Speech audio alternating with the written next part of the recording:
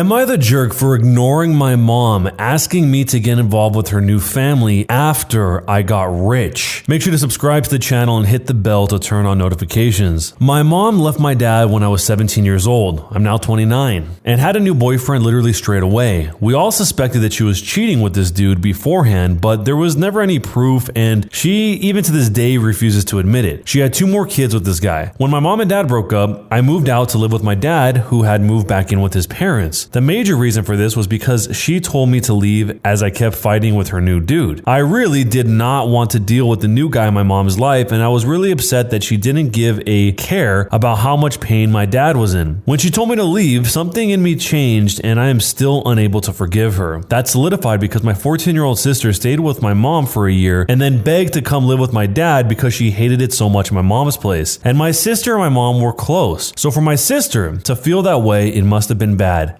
Since I was 18 years old, my grandparents kept pushing me to start a business because I like to tinker around, and I had built a few specialized tools for a niche construction industry that my dad was in, and they saw potential in me. They gave me a lot of money as an investment. Actually, they remortgaged their house. That's how much they believed in me. And basically, I majorly lucked out and managed to land some national contracts at 24 years old that turned into more than a few $1 million worth over a few months when the business boomed. The profit trajectory has risen since then, and basically I'm living a life I never thought that I would have. I am rich. I moved my dad, my sister, and my grandparents out to the East Coast a couple of years back, and we've started a new life. I'm surrounded by people who see and saw the best in me, and I'm grateful for so much because I was seriously messed up after my mom split our family apart. For the last couple of years or so, my mom has been on my case to reunite with her. She gets increasingly more insistent that I go visit her and her boyfriend and kids, and keeps trying to guilt me because my sister has a much more privileged life now, and my younger 2 half-siblings don't. She keeps telling me that even if I don't forgive her, I should look out for the kids as they're innocent in all of this. So am I the jerk because day to day I have no interest in helping out her or her new family? In my opinion, she made her bed so she can lay in it, but the guilt eats me alive sometimes. I just can't forgive her. Am I the jerk for ignoring my mom asking me to get involved with her new family after I got rich? There were some interesting comments that the OP responded to, one of which quoted the part that said, for the last couple of years or so, my mom has been on my case to reunite with her. The comment said, your mom had no interest in a relationship with you until it would benefit her and her new family. If you want to set your half-siblings up with a college fund that your mom can't touch, go for it. If not, don't feel guilty about it. Your mom has made this mess and you have no obligation to her. You have no reason to feel guilty for your success. But the OP responded back not with trying to fix the guilt of setting up her half-siblings, but instead said this: yeah, I keep reminding myself of this, but in a weird way, I feel like I want to earn her love back. I know she made her choices when I was a kid, but I do feel like maybe if I could slowly re-get in contact with her, she'll magically make up for when I was 12. But I also know that's not really reality. That to me sounds like a recipe for mass disappointment. Even if somehow the OP was able to directly communicate what that desire was to her mom and her mom heard and understood that, I have a feeling that would just turn out to be some weird transactional thing where the mom says, yeah, honey, I love you. About that money though.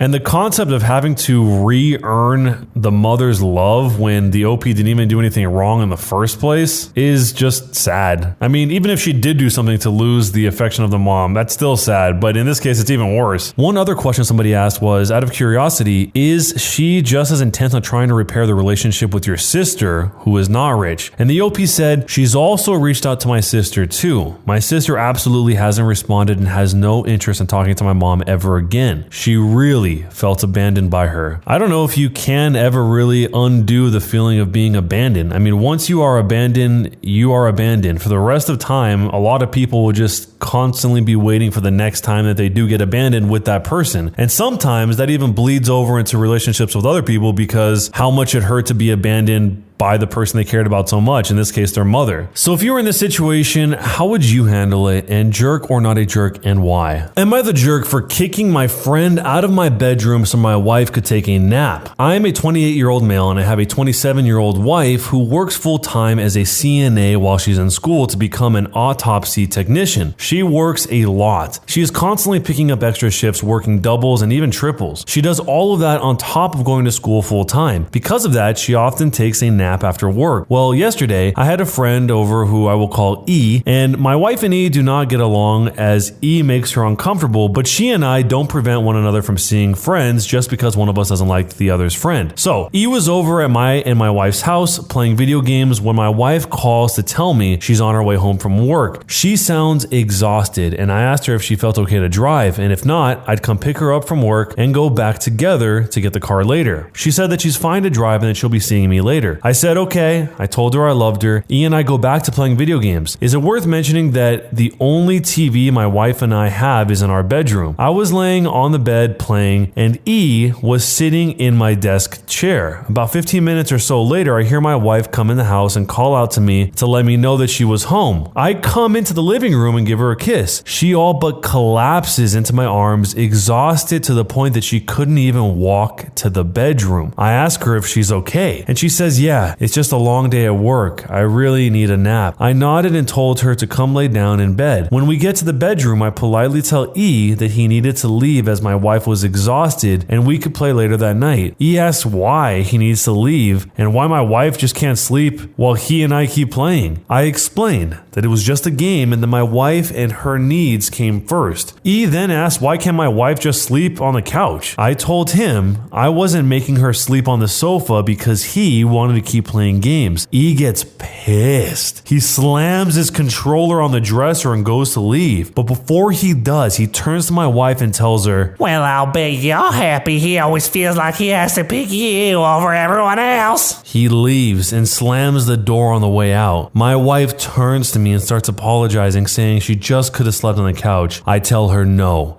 she couldn't have, and I tell her to get some rest. Later that night, my other friends are blowing up my phone, saying things along the lines of bros before girls and saying that it was rude to kick E out just so my wife could sleep. All of my married friends, however, are on my side, saying my wife's needs come first before my friends. E is now saying that he won't speak to me unless I apologize. So, am I the jerk for kicking my friend out of my bedroom so my wife could sleep? It seems pretty ridiculous that the friend would be that upset when the wife is literally about to fall over. She can't even stand from what it sounds like. But what that really says is there's some sort of resentment that's been building inside of E for a long time about the relationship that he has seen, observed, and felt between the OP and his wife, and maybe it has made him feel excluded. Maybe before the OP was married, he was spending more time with E, and E resents the fact that he's prioritizing his wife over E playing video games in their room. The reason I say that is because you wouldn't really just blow up like that if you were denied video games casually and it was just the first time this has ever happened. The part that is odd to me though is why wouldn't E just say, hey, yeah, let's let her sleep in here and let's go do something else? Because if it wasn't really about the video games, if it was just about hanging out, they could have hung out somewhere else that wasn't the bedroom, unless it was implied that, I guess, the OP was going to stay with the wife in the bedroom. But either way, no matter how you slice it, it seems like this has been on E's mind for a while, and this moment was kind of just a catalyst to let it explode and say how he really felt. But let me know what you would do if you're in this situation, and jerk or not a jerk, and why. Am I the jerk for how I reacted when my husband threw away our daughter's kitchen tools that I bought her? My daughter Liz is 15 and she loves cooking. She began discovering new meals after she became vegan. She was a very picky eater in the past. I encouraged her to cook her own food, but my husband hates it, although she still sits at the table with us, but he thinks that her having different food on the table is disrespectful to the family and she should just be eating what we eat. I thought that was ridiculous and asked him just to let her be. He got more agitated and said that Liz wasn't allowed to use any tools on our kitchen if she decides to cook for herself, since he paid for everything the kitchen has. I fought back on this decision, but he stood firm. I decided to just go out and buy her all the tools she needed to make her meals. She buys her own groceries, so I don't have to worry about that. Last night I was out and Liz called me crying, saying that my husband threw away all the tools that I got her to prevent her from cooking. I was fuming. I went home and started arguing with him, telling him those weren't his tools. He argued that Liz was cooking in his kitchen and that he already didn't authorize that. I blew up and went off on him, telling him that that's ridiculous, and he was just looking for excuses to prevent Liz from cooking. He yelled that Liz is acting like a spoiled brat and that I repeatedly let her disrespect us and table manners by letting her cook her own food instead of being grateful and eating what's already on the table. We fought some more, then I went upstairs. He followed me saying I'm avoiding responsibility and that I'm encouraging Liz to become selfish and egotistical instead of appreciating what's in front of her. I refused to talk to him, and he said I should apologize for reacting by yelling at him and calling him names. So to answer a few questions, why let my daughter buy her own groceries? 2 reasons. 1 is that she uses the money I give her to buy groceries, and 2 is that she knows what she needs to cook meals and has more knowledge with vegan products, so she shops by herself, and sometimes I take her with me if it's a new place. And number 2, is there a cultural factor? We're from Latin America, and my husband is the sole provider for my family. Number 3, why can't the whole family eat vegan? Because I have younger kids and they don't eat vegetables. So am I the jerk for how I reacted when my husband threw away our daughter's kitchen tools that I bought her? I can't understand why in certain families it ends up being like this sometimes, where they hate one member of the family being vegan, vegetarian, or whatever so much that they try and squash it out in any way that they can, including situations like this where the person is entirely self-sufficient. I mean, the daughter is not a financial strain, it sounds like. The daughter is not getting in the way. She's still respectful by sitting and eating at the dinner table with them. It just seems weird to care that much that you would go and throw away tools. I mean, that's more of a financial waste than anything else. One of the top responses says, honestly, I'd make that man regret his words. If he's demanding you eat all the same food, then I'd go out and buy all vegan food. Make him adapt to his daughter's diet, and maybe after a few meatless nights, he'll realize that he prefers letting her cook her own food. She's 15. That is valuable and an essential life skill he's preventing her from developing. Why is he so jealous of her eating vegan food? I'd completely stop buying animal products and fill the fridge and cabinets with all vegan options that my daughter would eat, and then start cooking that food for him. Now the whole family can eat together as one and he can stop complaining. Malicious compliance is absolutely called for here. I have a feeling that that situation would turn into a much bigger fight, but let me know what you think down below, and jerk or not a jerk, and why. Am I the jerk for not wanting to pay for my father's medical bills? I'm a 29-year-old female. My parents divorced when I was about 10 years old, and I have no contact with my father after a year because he made the choice to prioritize his new family. His stepson, who's 33, and eventually his children with new wife, over my brother and I. No visitation after he got remarried at all. When we called to ask when he was going to visit us, he would just say that he was busy. Before the divorce, I was literally daddy's little girl, his beloved golden child. No joke. I thought my father was the best and I wanted to marry a man like him when I grew up. So the fact that he just dropped my brother and me off has caused this deep-seated wound in my heart, which I will never forgive him for causing. He never paid child support, so my mother had to support my brother and I as a single parent. She decided not to take him to court as she never wanted anything to do with him again. Parents had 50-50 custody. However, 18 years is a long time, and thanks to my mother's love and care for us, I have already forgotten about him and moved on with my life. Same goes for my brother. We have both grown up to live comfortably in our lives, take care of our mother, and love her to no end. The story is that this morning, his stepson, the 33-year-old one, contacted me via Facebook and said he wanted to talk to me regarding our father. And I was confused at first and then remembered that, yes, I had someone like that in my life. He told me that our father has a medical condition and treatment costs a lot of money. He sent together with screenshots of medical reports, and that it would be nice if we could pay his bills, and also that my father wanted to speak to my brother and I. I told him that that man lost the rights to be my father when he decided not to have any contact with us, and also that his father's medical bills are none of my concern. So, as his children, you shouldn't go around harassing random people for money. Also, all those years of unpaid child support could be used to cover his medical expenses, after which he called me a vengeful, heartless bee, to which I just replied with a smiling emoji and blocked him. victim. I talked to my mom about this, and she said, while I have the right to be angry with him, he is still my father and is unwell, so I could help them out a bit. I told her, no way in hell am I going to pay for his bills. He has his children to pay for it, so let them settle it. He made his bed, now let him sleep in it. Was I the jerk here? So the father didn't reach out to the OP himself? He sent the stepson to do this? I mean, he's either that sick in this whole medical situation that he couldn't reach out himself, or he just couldn't face the OP and had to have someone go in his place to ask for money with these screenshots of the bills and everything. If that's the case, that seems like a very cowardly way to go about it. There was actually an update the OP did in response with a few more clarifications saying, I have never acknowledged him as my stepbrother because my father went no contact after being together with his new wife. Regardless, your father found out and discarded you, and as far as you know, has never made any attempt to see you or talk to you in 18 years. And the response from the OP was, actually he didn't, but I did contact him to invite him for my 21st birthday party, which in my country is a milestone. Just that small little hope that he would actually be there that one time. Just once I wanted him to be there. He told me that it was his daughter's 9th birthday on the same weekend, so we needed to be with her instead. My heart shattered into a trillion pieces. I decided then that even if this man died, I would not attend his funeral, and also hope that he would suffer the worst punishment in hell. In response to the question of, on a separate note, your mother is a bit of a jerk for not pursuing child support. It's not for her, it's for you and your brother, and she wants you to contribute. Nope, she wanted nothing to do with him. Wouldn't even let any of his money go to supporting your upbringing so you can do the same. The OP said, my mother did not want to face him at all because of the physical and mental toll that he took on her, and she faced that when she was married to that man. It happened right in front of my eyes, but I chose to ignore it as I was daddy's little girl. He always treated me like a princess, lots of love and pampering. So I believed that he could do no wrong and that she deserved it, which is why I totally understand why she didn't want anything to do with him. I still feel extremely bad for ignoring her pain like that and will continue to feel bad for the rest of my life. Besides, her parents are well off and they supported her without any qualms, so money was never an issue for us. The most important thing that I see here is that the OP should decide if she wants to do this or not herself, without the influence of her mother saying that she should do this or should do that. That doesn't matter. What matters is if the OP wants to do it on her own or not. But if it was you, what would you do in this situation? Jerk or not a jerk, and why? When you subscribe, make sure to hit the bell to turn on notifications. To finish listening to all the stories in this series, use the playlist at the top of the description. And next time you live stream, use the cream of the crop music. Search for Cream of the Stream on Spotify or whatever music platform you use for copyright-free music to use for your stream. It's free. Cream of the Stream. Either way, thanks a lot for listening. I'll see you guys next time.